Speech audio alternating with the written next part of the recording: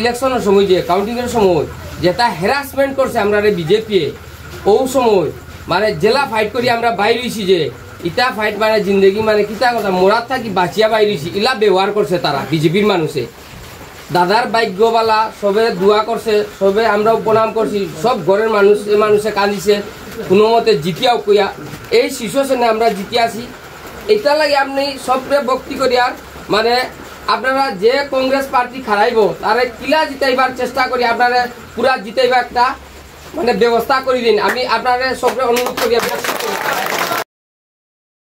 Welcome, this is Gauri Gopnath for NE24. A public meeting was recently held in Silchars Ward number 17 in support of the Sebul Hossain Sadial, a long-time Congress worker and well-known social activist, who is seeking the party's nomination for the upcoming municipal elections.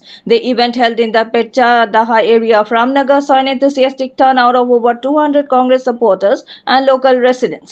Speakers at the event praised Hossain for his consistent dedication to public service over the past 10-15 years and appealed to the Congress leader to nominate him as the official candidate for the ward's councillor post. The newly elected Zilla Parishad member Noor Ilam Basbuya was also felicitated during the meeting. Speaking to the media, Sebul Hossain expressed optimism about receiving the nomination, but also emphasized that his commitment to the Congress party and to public service would remain unchanged. The meeting was attended by several notable local leaders.